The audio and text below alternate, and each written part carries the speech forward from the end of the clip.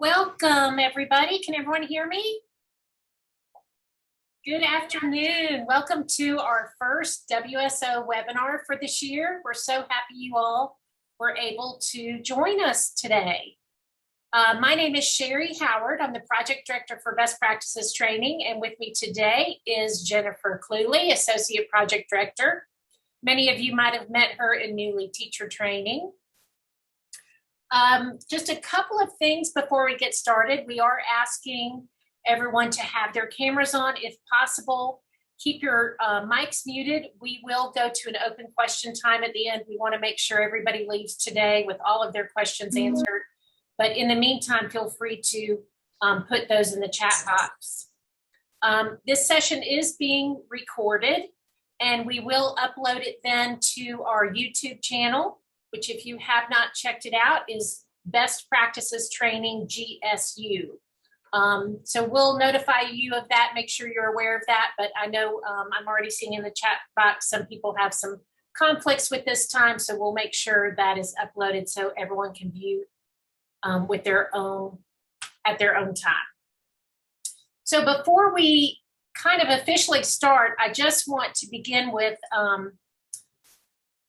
to be successful in work sampling, the first thing you have to be able to do is log in.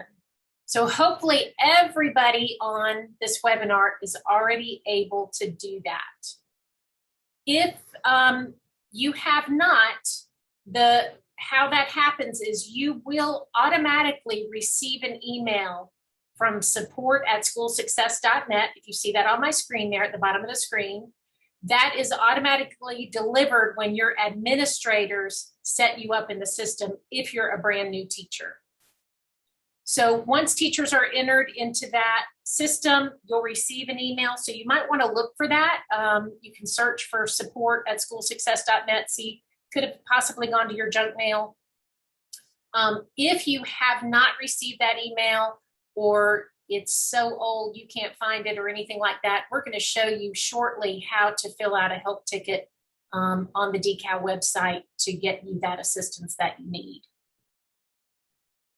So we're going to go ahead and move on. We're going to really, this webinar, we know rosters were due yesterday. Hopefully everybody is able to log in. We really want to cover everybody getting their children in the system, make sure their classes are created correctly, how to archive. We're going to really briefly cover evidence just so you guys kind of know how to get started. If you need any help with that, our next webinar that we'll have in a few weeks will go into more detail with that.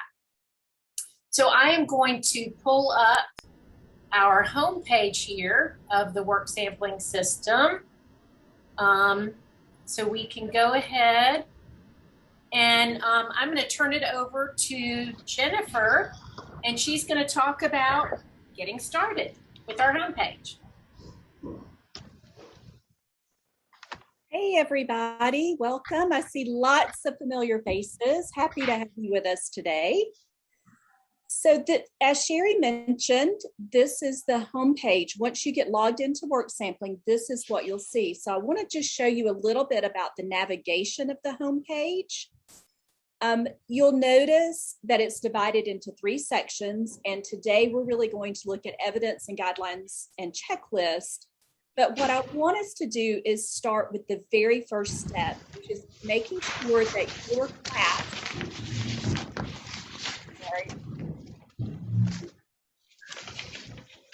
Just Sonder, can you mute the microphone, please? Oh, sorry. That's okay. Thank you. Okay, so what I want to do is really talk through some of the basics. And the very first thing you're going to do is make sure your class is entered into the system. So if you'll notice at the very top left-hand side, you see that work sampling system, and right by there, you see those 3 bars. That tells you there's a drop-down menu right there. So once you open that menu, if you will go to Manage Classes, this is your very first step. So sometimes a project director will add your class for you. Sometimes you have to add it. So if you are adding your class, you're going to click on New Class. And you're going to need that Panda roster in front of you because your class identifier is that class Panda number from your roster. So if you look at what Sherry has on the screen, you'll see it says class, and there's a red box around it that says 1, 2, 3, 4, 5. That goes in the box for class name. If somebody else has set up your class and it says Jennifer's Jumping Frogs, you're going to want to change that to that Panda ID number, because that is how Bright from the Start is able to differentiate your class from all the other classes out there. So once you do that, you're going to go to that associated teacher and make sure you see your name and then that grade level. Be sure that you select preschool 4. Don't choose Head Start 4. Preschool 4 to make sure you are getting the right indicators that you want to assess. And once that's done, you're going to save it. You only have to do that once to begin with. Now that I have my class in there, I want to go in and start adding my children. So I'm going to go back to the 3 bars and I'm going to say manage students. You'll look over toward the middle of the screen and it says select a class, choose your classroom. And notice it says this class doesn't have any students. You're going to say, okay. And then you're going to click that second button that says add student. You will again need that roster because that roster gives you that student ID number, or what we call the Panda ID. So you look at those student ID numbers, and that's the number you put in the Panda student ID box. So if you notice, our first student is Big Bird, and his student ID is 1, 2, 3, 4, 5, 6, 7. So I'm going to put Big as his first name. You don't have to put their middle names. You can if you want to. The items with the red triangle are the required items. We know Big Bird is a male. We have Big Bird's birthday that we're putting in. And then we're going to choose preschool 4 again. So making sure that, again, that's 2 different times you're choosing preschool 4. Once you've done that, click save. Notice I got a pop-up error, a box that tells me that this Panda ID already exists. If this happens to you when you're entering your students, you're going to want to click cancel and immediately do a help ticket. You might be going, how do I do a help ticket? We talked about this in New Lead Teacher Training. You are going to go to Bright from the Start's website. So decal.ga.gov. Under Teachers, you'll see Work Sampling System. Click there. It takes you to the help ticket page.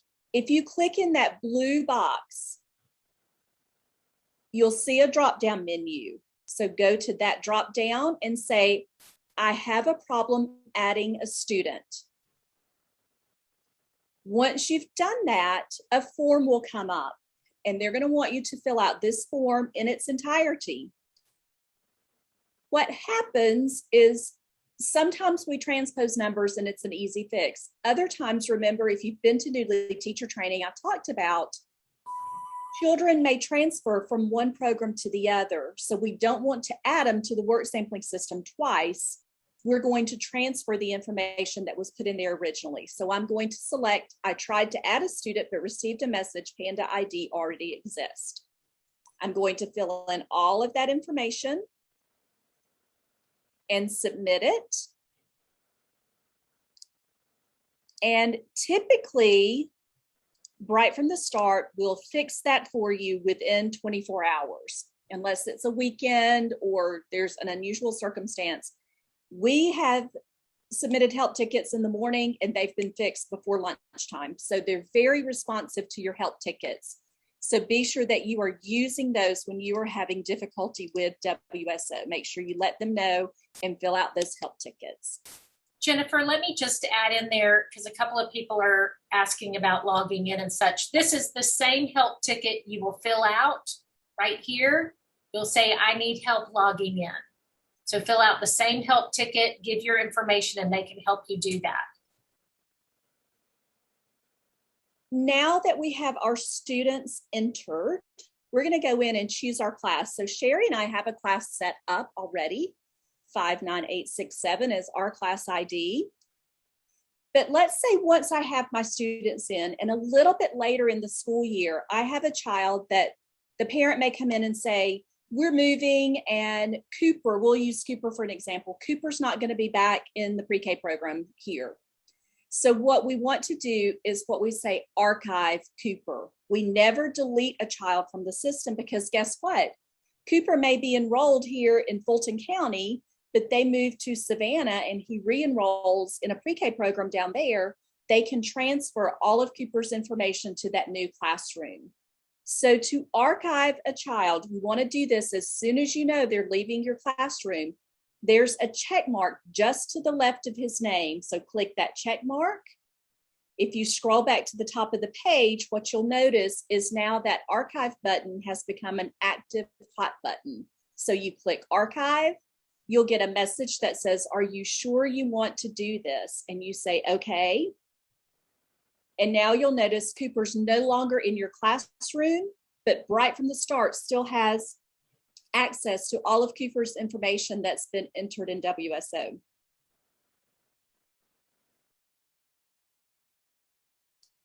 Sorry about that. Okay, so that's kind of the process you're going to go through to enter your children initially, and also enter your children as they come into your classroom throughout the year. Now, Sherry, I think we have several questions in the chat box, so I think let's go ahead and address the ones about logging in and entering children, and then we'll move on and talk about evidence. Okay, let's see. Couple people asked, I thought we weren't supposed to do anything until maybe these webinars. You're absolutely 100% fine. So please do not worry about that. If you haven't logged in, you haven't set anything up, we try to coincide this first webinar with roster due dates. So you're in great shape. Again, if you have not gotten that email, support@schoolsuccess.net, check with your administrator. And if you need help, fill out a help ticket on the DCAL website. Sherry, several people have asked about a sign-in sheet for this session. Guys, these are not for credit. We just do these to be helpful with you. So it's not like your sessions that you register through the PDS or anything. So there's no sign-in sheet. We just let anybody that wants to. We have veteran teachers and we have new teachers on the webinar today. If you have, if you've not put in your students and you've already had a child withdraw, there is no reason to enter them and archive them. That's only once you have information in there. Anna says, are we adding all of our students ourselves? Yes, you're adding all 22 students to your class. Unless you have a program director that does it for you, but most of the time it falls on the teacher. Okay, so do we have an account that I need the login info, or do we create a new account? Anna, I think Sherry covered that one. You will get that email from support@schoolsuccess with a link that'll have your username and a link to set up your password. If you haven't received that and your director says, I have added you to the system, then like Sherry said, do a help ticket and somebody from right from the start will help you get logged into the system.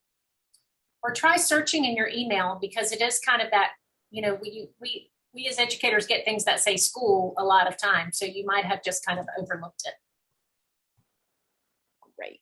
Okay, so let's talk a little bit about evidence. And I know for those of you that came to New Leads training, Jane went through evidence with us, but we really want to talk about, we talked about collecting evidence and what makes a great piece of evidence to upload to WSO. But let's actually talk about the process of entering the evidence and linking it to the P4 indicators. So when you're ready to enter evidence, and let me just say before we start, remember the guidelines for this year say you're only required to upload evidence for language and literacy and mathematical thinking. However, what you will notice as we talk through evidence today, we're going to go ahead and link evidence to other indicators because it's just so easy and quick, and it just really helps you as a teacher to remember. But you're not required to, you're only required to upload evidence for mathematical thinking and language and literacy. So when you're getting ready to upload evidence, you're going to go in that first column, press that green button that says enter observation or work sample. And here's what you will see when that comes up. You will notice you have a list of all of your students on the left-hand side, all those students that you've entered. It's going to always default to today's date. So it's no big deal. If this is a note or a photo you took 3 days ago, you don't have to worry about trying to remember, was that the 9th or the 10th? It can default to today's date, that's fine. Make sure that it says period 1, because once you get further into the year, especially after the holiday break, you'll be starting into period 2. So you just want to make sure you're entering evidence in that right period. So we want to start with a note, and we have a note for Jalid, Bowie, and Teo from our class. So what we're going to do, we're going to start by selecting those 3 children. So we're going to put a check mark next to Jalid, next to Bowie, and next to Teo. That tells us that this note pertains to those 3 children. In the title, guys, all you have to do is put N for note, P for photo. You don't have to type a whole lot of stuff in that title. That's just a little reminder of what type of evidence this is. In that description, remember, we said in training that we want to write down what the children do and say. So let's look at this note. They were building in the block center, and Jalid said, let's see how high we make it. Bowie says, it's almost as tall as me right now.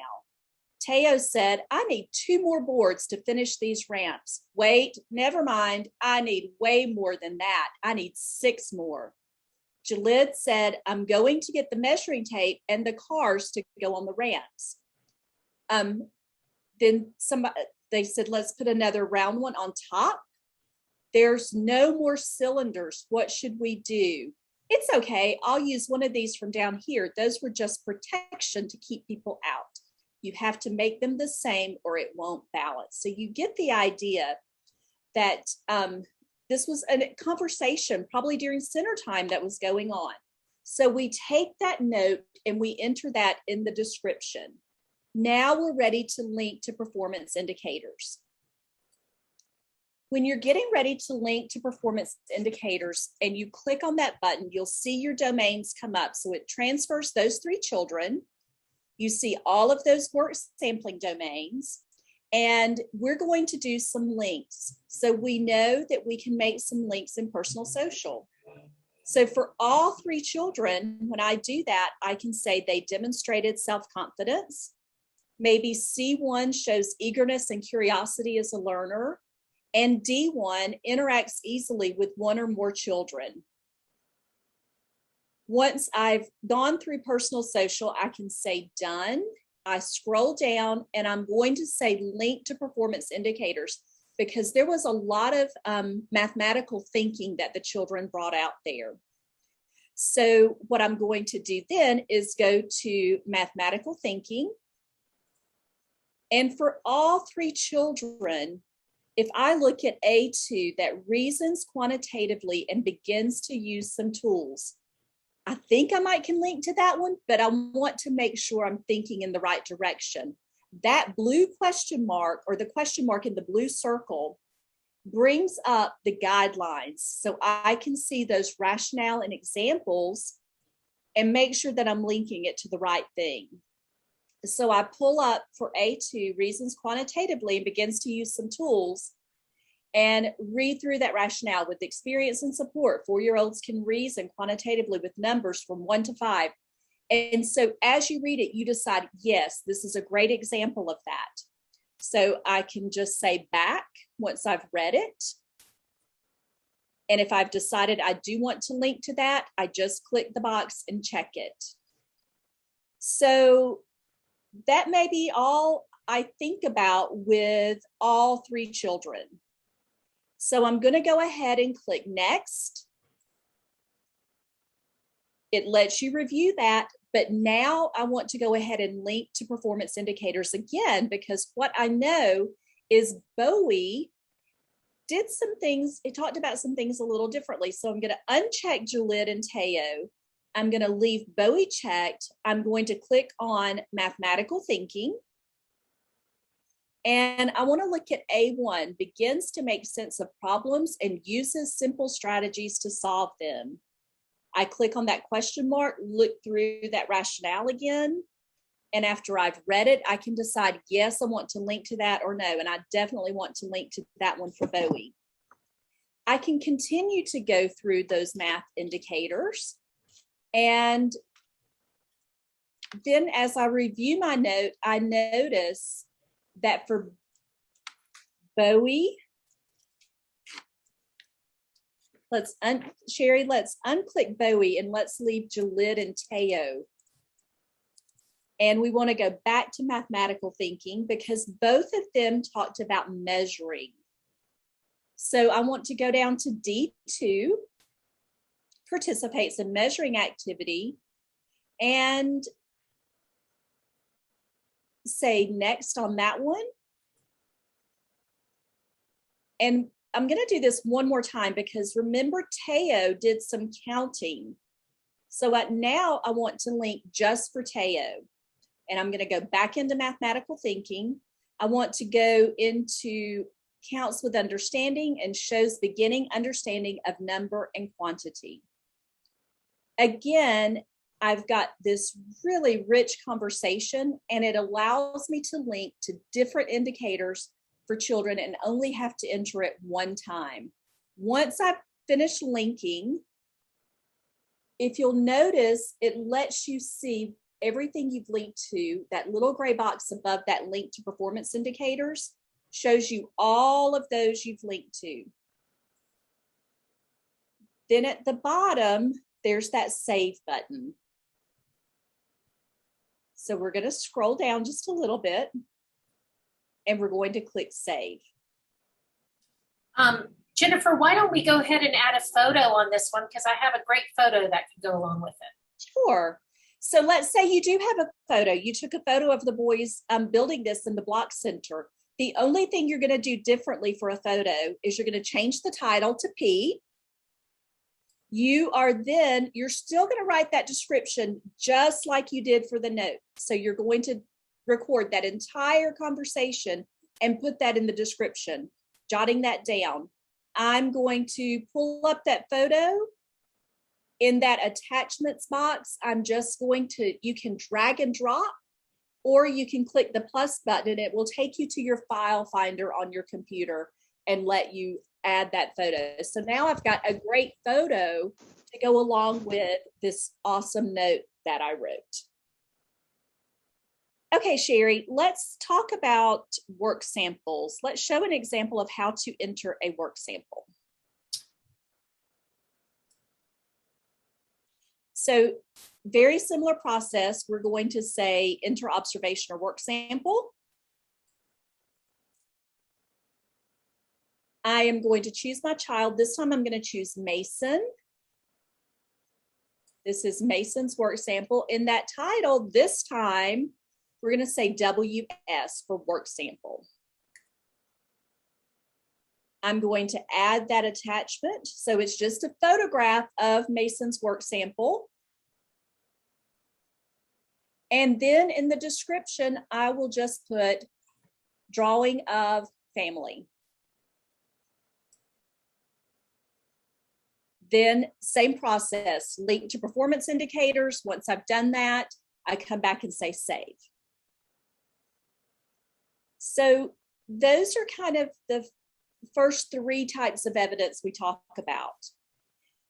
The next type of evidence that you hear a lot about are matrices, and we enter those a little bit differently. So far we've entered evidence for one or two children, we've entered a work sample, we've uploaded that photo. Let's talk about a matrix. So a matrix is used to assess easily observable, predictable behaviors. A great example when we would use a matrix is for counting.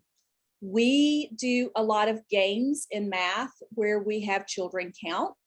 We play what we call on-off games, which are a super easy game to play. I think Sherry's got an example she'll show us. These are such simple games. So the children just have a little mat, usually maybe a half sheet of paper. We love to use the erasers from Oriental Trading, or you can use buttons, you can use anything, but the children hold either 5 or 10 in their hand, they drop them, and we count how many dogs landed on the doghouse, how many landed off the doghouse.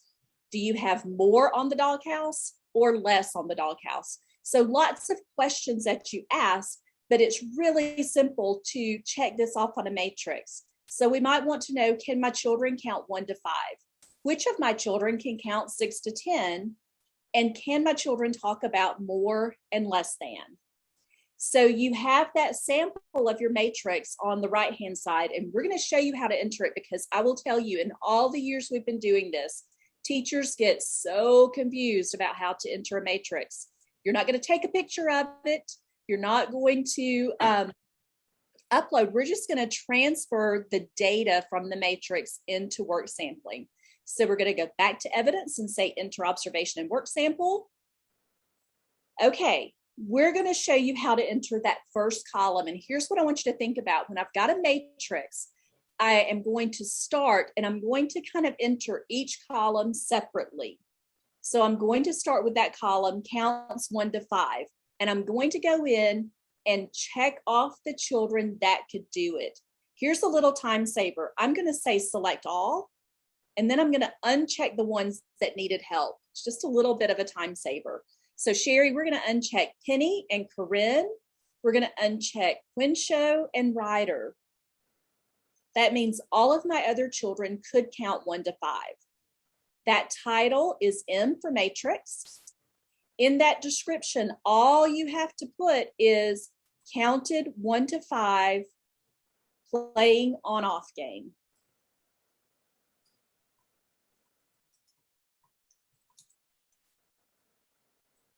And remember, a matrix typically will only link to one indicator. So I'm going to go into mathematical thinking.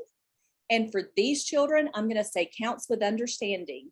Next, scroll all, yep, we're going to say done.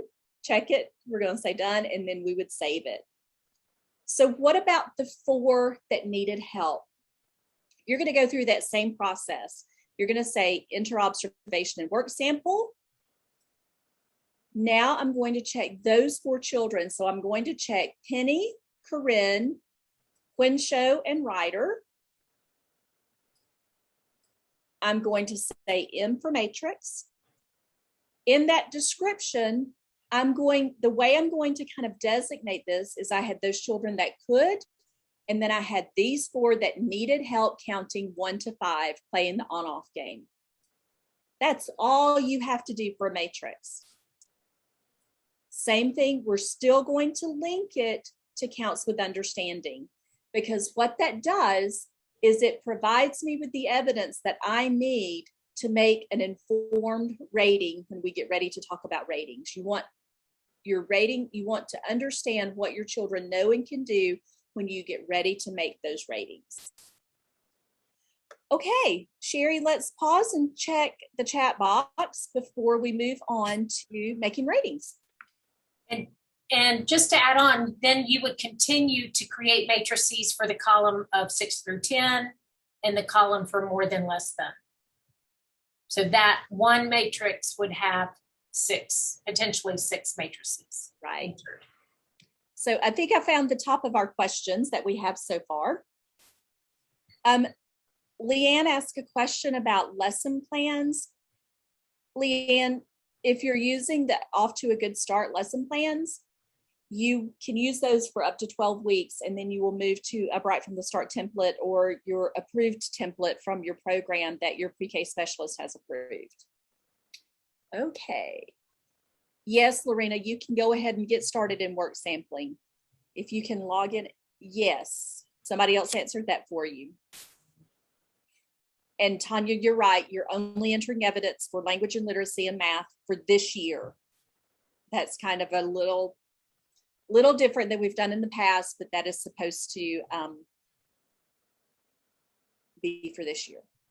Keela, no, you don't have to have quotation marks around the notes of what the student says. We use initials. It's just an easy way for us to do that. That's kind of how I always did it in the classroom, was just jot the children's initials.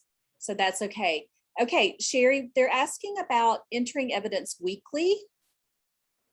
So let's talk a little bit about those expectations when you get to making ratings and uploading evidence, and how to kind of keep up with that. So there is no one size fits all. I will tell you, do it regularly. So if you can spend even 15 minutes a day uploading some evidence, otherwise I will tell you it piles up and it becomes very overwhelming. The whole purpose of entering evidence is to then look at that evidence to see what you need to teach. How do you know what to teach if you don't know what your children know?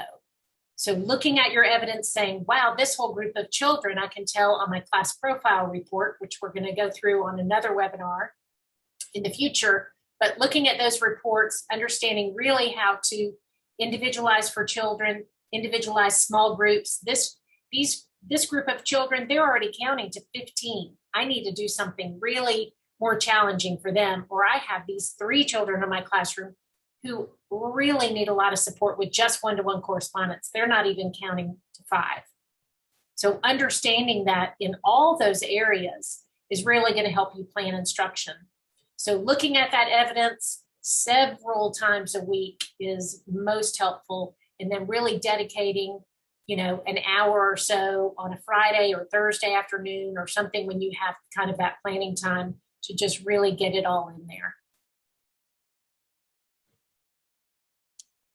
Okay, thanks, Sherry. There's a couple of questions for those of you that haven't been to Newly teacher training yet.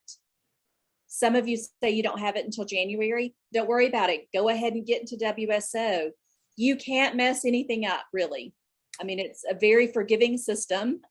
Go ahead and get in, start uploading that evidence for mathematical thinking, language, and literacy, start linking to indicators. When we show you how to make those checklist ratings, go ahead and get in there and get started, because it's great practice. And you don't have to wait until you come to Newly teacher training to actually get into WSO. So go for it. Okay. And I do, as we're talking about entering weekly, I do want to remind everyone that the IQ guide does say to enter evidence weekly, at least. Like, that's kind of the minimum. So that is what the IQ guide directs us to do. Thank you, Rick. Trying to see if there's anything else. Question about videos. Leanne, if you upload the video, then you don't have to write the entire conversation out if you're uploading that video. And then Leanne also asked, this is a really common question, how many notes should we have per domain?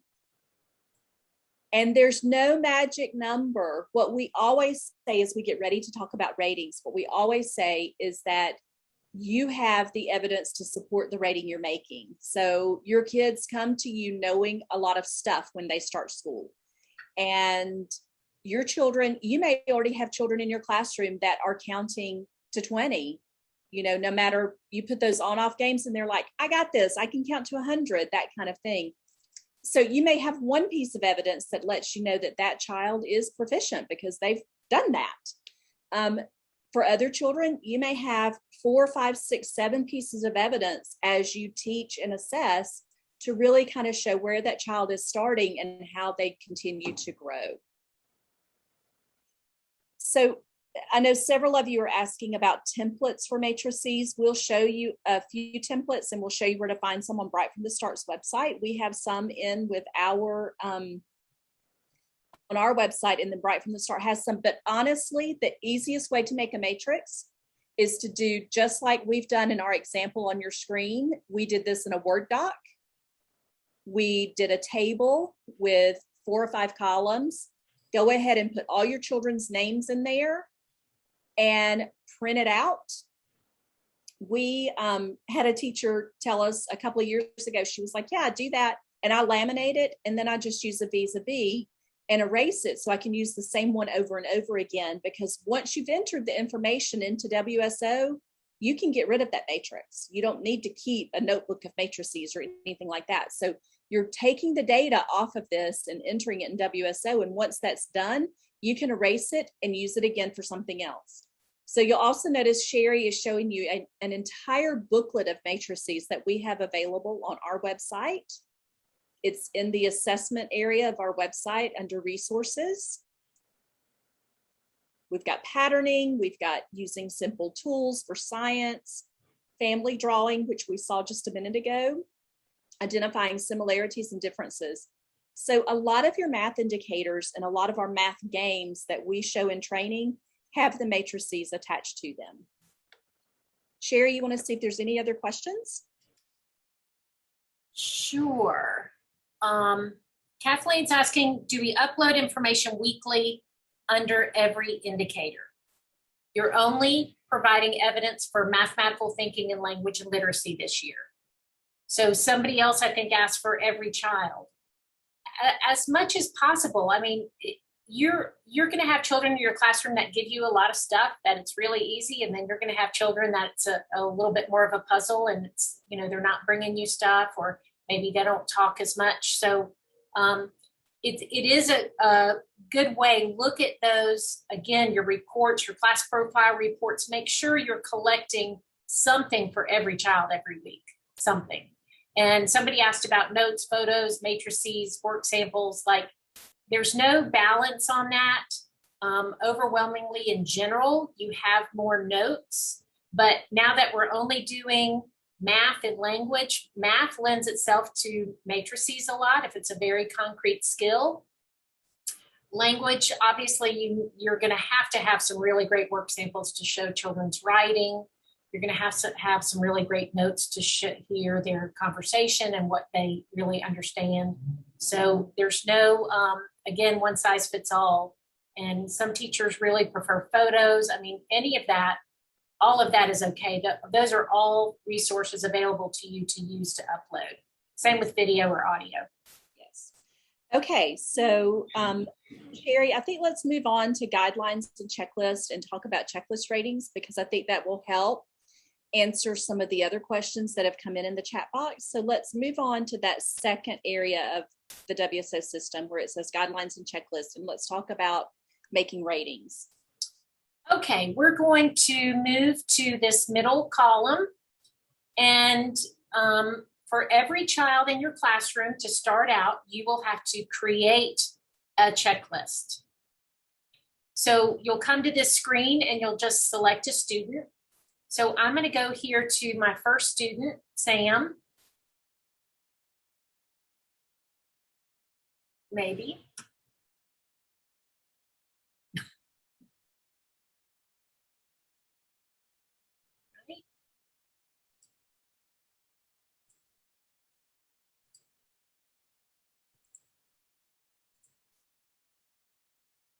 Where is Sam today? Let's see.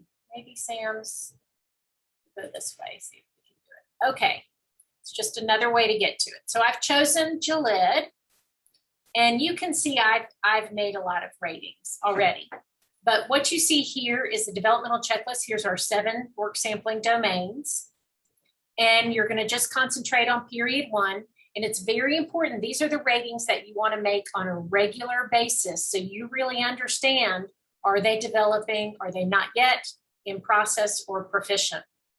Now, while you are only required to enter evidence for mathematical thinking and language and literacy, please know that you have to complete all 74 checklist ratings, even though you do not have evidence for those other 5 domains.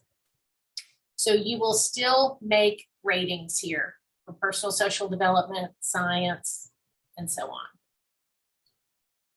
So to make a rating, you come here and you think about that child. Personal social development, demonstrate self-confidence. I happen to have some evidence. So Jennifer walked you through how easy it is to link, especially things like personal social development, when that's a big conversation you might have with families. You might want some evidence to look at to really understand that. So the guidelines here, again, are right here, just like we looked at when linking indicators. You can click on those to see what does demonstrate self-confidence really mean. Confident 4-year-olds will participate in most classroom activities, express emotions, eagerly explore toys and materials, and interact with others in the classroom. And then it gives those examples. I have some evidence linked. So when you see that eyeball, you can see here there's 0. It'll give you the number of pieces that you've linked to. So when I click on that, here's a couple note that I've written. And I also have an MP3, an audio clip. So I can look at those, and then I come over here, and based on that, I'm going to decide that Jalid is proficient. And you simply click in the box wherever. You can change that rating very easily. There's no record that the child went from not yet to in process or in process to proficient unless you print the actual checklist. But this is just how you make checklist ratings. You come in, you make sure you understand what the understanding of the guidelines is as you look at each indicator and rate each child on all of those areas. So here I'm in personal social development. I may rate a few. We've been in school a few weeks. I have a good sense of kind of how Jalid is doing right now. Then I'm going to click next, and it'll keep me on Jalid, and I can then go to language and literacy. These are indicators that you want to wait till you have some evidence. So here I have follows rules for conversation. I have 4 pieces of evidence in there. Looks like all notes that I could look at. And then again, make that rating. I can continue if I want to just really concentrate on Jalid, or I can come up here and I can also choose another student to work on.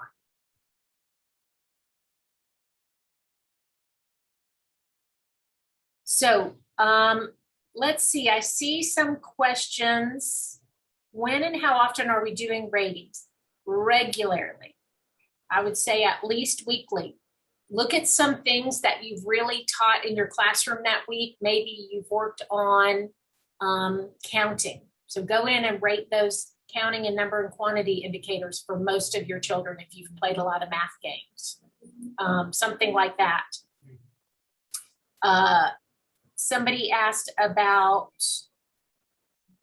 dual language learners. So let me go here to, language and literacy.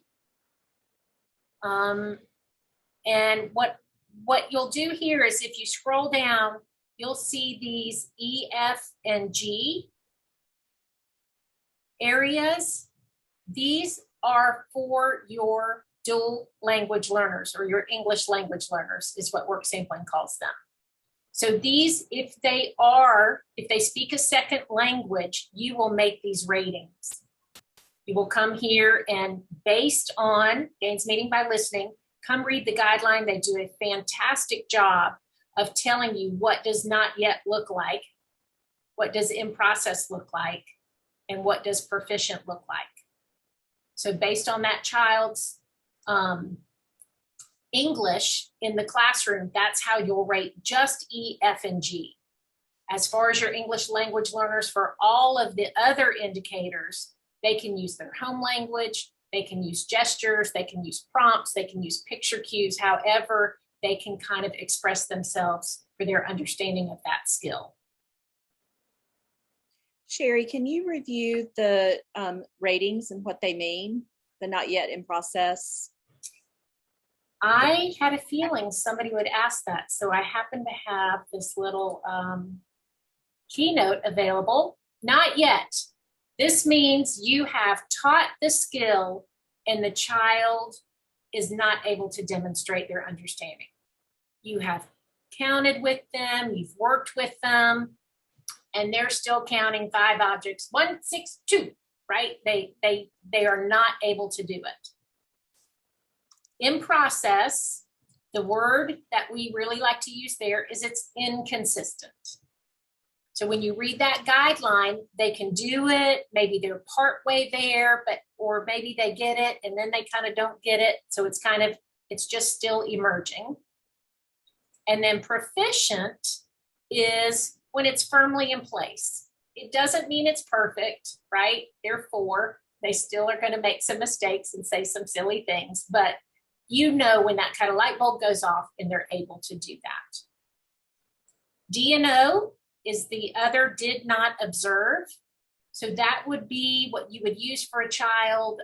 We like to use the example, if you have a child come, say, in October to your classroom, it's going to be very difficult for you to reteach everything you've done in August and September, up to that point.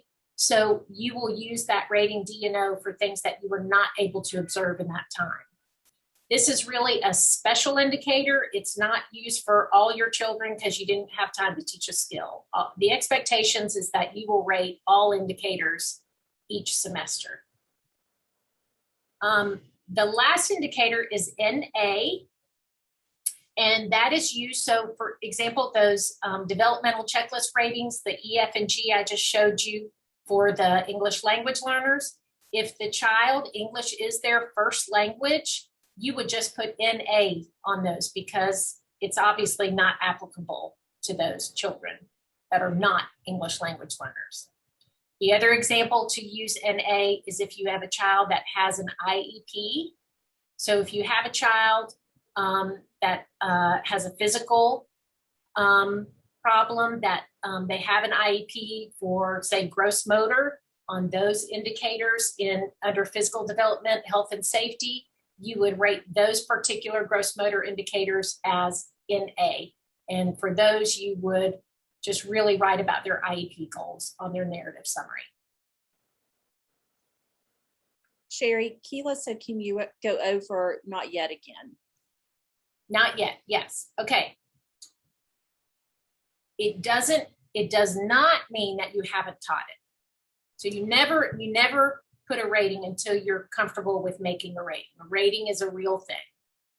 So not yet means you have worked with a child, you have tried to teach them that skill, and they are unable to demonstrate that skill. So think about even in personal and social development. If you have children that are really experiencing some challenging behavior, they're really struggling during those times where they're transitions, moving from one place to another, and you're already, even your assistant teacher we're doing the Velcro with every transition, right? That child has to stay right by my side. They're not able to manage those transitions at all. You would mark that child not yet. They cannot do it. And that's an okay rating.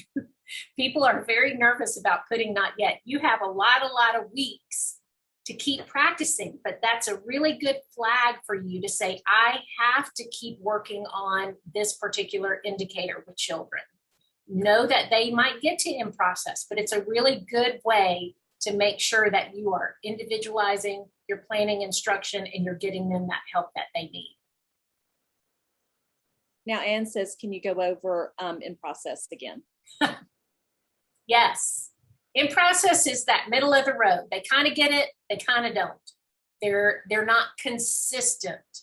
They're not consistently counting to 1 through 6. That's the kind of the guideline under number and quantity. That they're not doing that all the time. Sometimes they get it right, sometimes they don't. So it's emerging. You know they're on that path. It's more than not yet, but you're just really not comfortable marking them proficient yet. The biggest message we try to get to our new teachers is that rate your children where they really belong. A lot of teachers are nervous about rating them proficient too soon or not yet too soon. They feel bad, right? But children come into pre-K proficient. How many of you had a child coming in and they're already reading? That's okay, mark them proficient. There's no reason to put them in process. So mark them not yet. You have a lot of weeks to keep practicing that skill and working on that. But it's a nice way to put that. And nobody sees the checklist. That you never share the checklist with the families at the family conferences. The checklist is really used for your planning purposes. It is something you'll save, you'll print, you'll keep on site, but you use that checklist data to then write your narrative summaries. And you always do that in a positive way. And we'll talk about that in another webinar. But so the checklist is really for you to really understand how to plan instruction. Thank you.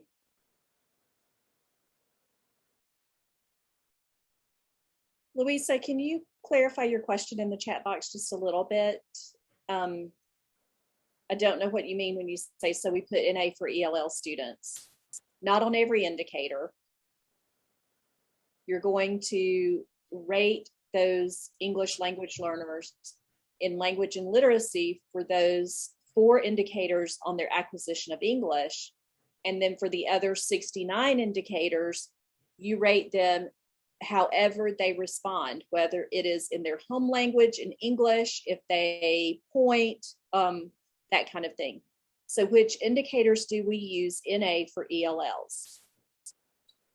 If the child is not an English language learner, Jalid is not an English language learner. He only speaks English. That's his only language. I'm going to come here and I'm going to mark these 5 indicators in, or 4 indicators in A. Everybody got that?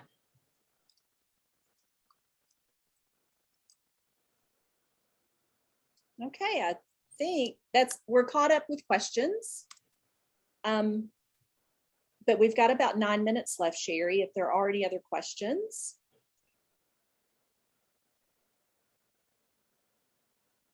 Anne said, could you explain proficient one more time? Yes, they got it. The light bulb has gone off. Again, look at those guidelines under the checklist. It will give you what the expectation is. So it's not what your expectation is. I think they should count to 20. No, it doesn't matter. Look at those guidelines. See what the expectation is for counting. And when they have that number in place firmly, pretty consistently, they're proficient. So again, I know people get really into numbers of evidence, numbers of pieces of evidence and all that. If they're proficient, a lot of times you know it, you're comfortable with it, you're confident with it. You may not need a whole lot of evidence to prove that. To me, it's the not yet children that are really struggling. You want really solid evidence to show what they're showing you and what they're demonstrating you. That makes an easier conversation with families, with administrators, to talk about with your co-teachers, all of that, to see here's what he's doing right now. So let's try this. Let's present it in a different form, right? If they're struggling with counting, let's put some movement with it, get it in their bodies, whatever that might be. Okay, so Andrea asked, do we need to keep notes and work samples in the student file after it has been uploaded? No. Once you upload, you can send those work samples home. Ashley, this is a great question. Ashley says, what do you do if you have a child that does not have an IEP, but I believe they will need one? Do I put not yet on things they are not doing? So again, you've taught it, you've given them the opportunity to demonstrate it, but it's just not within their ability to do right now. So yes, that's a great example of when you would use that not yet rating, sorry. Khadidra, are dittos still not considered for the pre-K setting? No, Khadidra, we still don't use dittos. We use very open-ended materials. Dittos are just really hard for young children to do. So. Lisa, yes, a coloring sheet is a ditto. Doesn't mean like, I don't know, maybe as a rest time or something, if they're in a non-napper and a little quiet box activity, if they really want to color. But if, you know, we're really talking about assessment, and the more open-ended kind of activities, that's what we're going to talk about in our next webinar, is you're going to get way more bang for your buck, and really be able to link to multiple indicators, which is the goal, versus very closed-ended kind of activities. We kind of define an ELL student as they speak more than one language. It has nothing to do with how proficient they speak English, even though their home language is Spanish or something else. So if they speak more than one language, it's just easy enough to go ahead and rate those ELL indicators. Leanne has a great question. Are we able to do WSO only on a computer, or can we do it on our tablet? WSO works great on a tablet. If you've got an iPad you can use, you can go in through your browser on the iPad. You can drag and drop directly from your photos. It's super easy to use on a tablet. Not so much on your phone. It's really hard to see. There is a WSO app, but we don't recommend it because it's kind of bad. It's can't just link. a great app. You can't do links or anything, so you end up doing double the work. When do you begin entering evidence? Tomorrow. It's a great day to start. Absolutely. Okay, I think before we're done, Sherry, let's really quickly go to our website so we can show them where to find those matrices that you were showing. And then that way, if you are kind of done, you've had your questions answered, you are welcome to leave the meeting and we can stay on for another 5 minutes with those of you that still have some questions. So if you go to our website, it's bestpractices.gsu.edu, and I'll put that in the chat box. www.gsu. You'll notice that giant button that says resources. When you click on resources, you see all the different categories. So you learned about Off to a Good Start, or if you haven't, you will when you come to New Lead Teacher Training. There's also that assessment category, so click there. There is a ton of stuff in there. If you click on the one that says matrices, that's that booklet that Sherry showed us just a few minutes ago. There's your map document that we talk about in New Lead Teacher Training, which is your scope and sequence for the year. We've got some little tutorial videos, so lots of information for you built into the website available. As I said, if you go to the different domains and those activities, especially in the math category, there are tons of activities that have a matrix attached to them. So we've kind of built in that assessment for you. If you're using Off to a Good Start, remember we said that's linked to the scope and sequence, and it also shows you, it also has the assessment built in. So it will say, complete a matrix and rate mathematical thinking B2.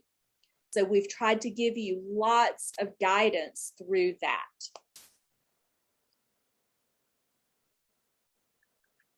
Okay. We have a few other questions in the chat box, but if this brings us to the end of the content, we do want to go ahead and share with you those other dates that we have. Our next webinar. So our next one is on September 29th. Again, we will do it from 1 to 2 p.m. Again, we will record it. We will post that on our YouTube channel. What we would love to do, if you plan to come to that one, is bring some samples with you. Bring a couple of notes with you. Bring a matrix that you filled out. Let us walk you through that evidence and really think about what would it link to and that kind of thing. So we would be able to kind of use some of your examples as we enter evidence. And we're going to really talk about what makes high quality evidence, because like we've tried to say, high quality evidence allows you to link it to multiple indicators, even outside of mathematical thinking and language and literacy. We can still link it, and that information really informs those ratings that I'm making in WSO. So be sure to put that one on your calendar. And then on October 19th, the reason we kind of spaced it out is you have time to get into WSO, make those ratings, and we're going to show you how to use the class profile report to really plan instruction and differentiate for your small groups of children. So be sure to put both of those dates on your calendar. And if you can't be with us, we will record it and let you know when that is uploaded to our YouTube channel. Sherry, can you tell them one more time what our YouTube channel is? I'm going to just show them how to get there. Awesome. If you go to our homepage right here, YouTube, it is Best Practices Training GSU for Georgia State University, but you can just click right there and it will take you directly there. And you can see all the different WSO things we have to offer. Yep. So be sure to check in a day or so, and that this video will be on there. It'll be an updated one from what was on there last year. So, okay, I'm trying to see if there's any other questions. If you need to stay on for just a minute, you are welcome to. Otherwise, thank you all so very much. It's good to see you. We hope you have a great year. Please reach out to us if you have any questions or issues. I'm going to put my email and Sherry's email in the chat box. You have mine from your new lead teacher training. So make sure you reach out if you have questions. We are more than happy to help. Just let us know. And if you want to stay on, if you still have a question. Looks like a few people do. Yeah, we'll hang out for just a minute. Tamara, what types of evidence would you enter if a child doesn't respond to English or speak at all? You're still going to look for those nonverbal responses as well as kind of those indicators they understand. So for example, if you have a child that doesn't talk at all, but you are counting and they are pointing to each block and then they go 5. You know, they kind of get that concept of they're touching each block and counting, and you say how many in all, and they go 5. So look for that. Sometimes our children, they don't talk a lot. And so you have, and that goes for your dual language learners as well. So, you know, just watch for that understanding in many ways. Sometimes a child will just nod. You can say, if you're wearing red, go line up, and they look, and then they go line up. So you know that they're receptive and that they can hear and understand. They're just not verbalizing that yet. And that's okay. Sometimes it takes time. Okay.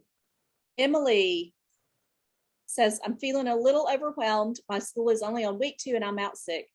Don't worry about it. You've got plenty of time.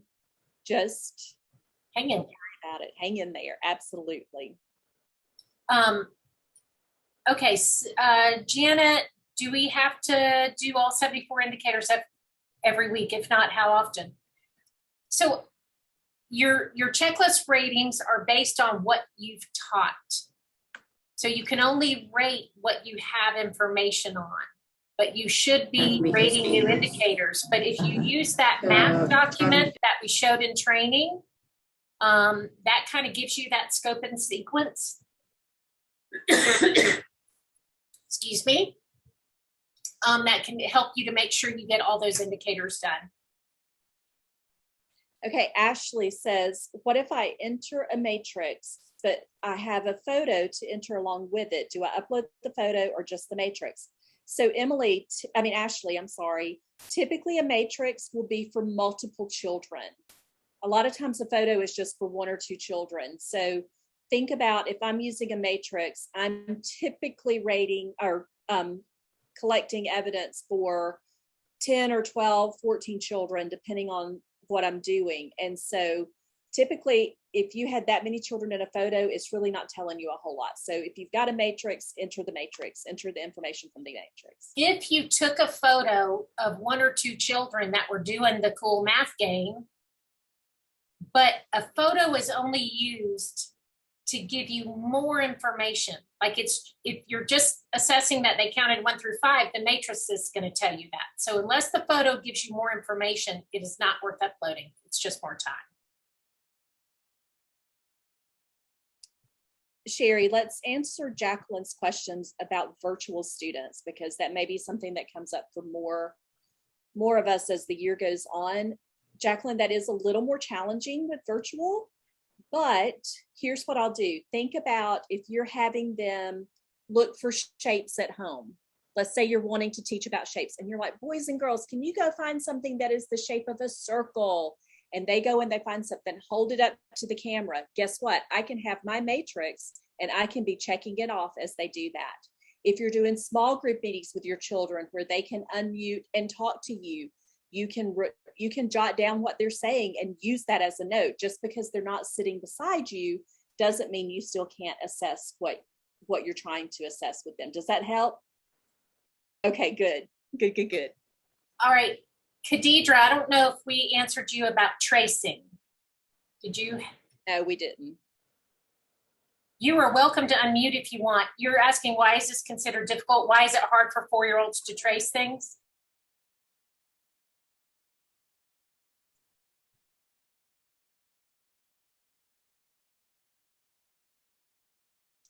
Khadidra, sweetie, you're still muted. I'm sorry, I was just talking. I'm trying to figure out, okay, you said that they're difficult for the dittos for them to do. I'm trying to figure out what can we use as far as a ditto that is easy to trace. If you want them, if you're working on fine motor skills. Yes, that's what I'm working on. So they are allowed to use stencils and things like that and work on that, but there's so many hands-on things to work on fine motor. One, they should be working with Play-Doh every day. They should be picking up golf tees and transferring them, using tweezers to transfer a tiny pom-pom into a cup or into the mouth of a baby bird or whatever it might be. So really, the whole premise, and we do this in train. Have you not been to Newly teacher training? Well, I have been out of teaching Head Start and pre-K for over 15 years. We do so I'm just coming back and I'm trying to like remember and remind myself of some things that I can't. The whole premise of not using dittos really is because they need the concrete. They're not ready for the abstract ditto to show it in that paper version yet. They really need the hands-on concrete. So whatever concept you're trying to teach them, give it to them in a way that they can use their bodies, their hands, everything, and they just learn and understand so much more easily than just looking at a piece of paper. Okay. Good question. Oh, Jane has a great question. How do you enter chart stories for all the children? So Jane, those are lots of fun to do in your classroom, but you really have to think about, what does that tell me for assessment? So if I'm just asking the children, do you like broccoli, yes or no, really can't assess a whole lot of that. But if a child says, Miss Jane, I love broccoli. My grandmother grows broccoli in her garden and we go and we pick it, but if you don't water it, the broccoli will die. You know, if they go into more detail, then you can pull out what that one child said and enter it as a note for them. But you will not enter and take a picture of that entire chart story. It really doesn't give you anything to assess. They have a place in your classroom. They're fun for children to do. They, you know, are a great follow-up to activities, but you won't necessarily enter those in assessment. Lewis, you need to talk to your project director about when you're signed up for lead teacher training. It's a 2-day training. They sign you up through the PDS and you will get those, you'll join via Zoom when it's your assigned day to go. So check with your project director, your administrator, your principal.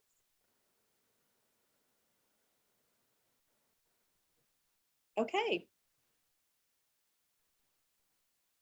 Sherry, I'll let you check that chat box one more time before we are done. It's 2:09 and we want to make sure we're respectful of your time as well.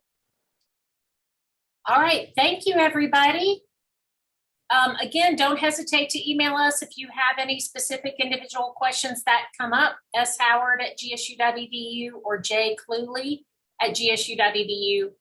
Have a great afternoon, and we'll see you soon. Make sure you come to the next one. Have a great afternoon, everybody.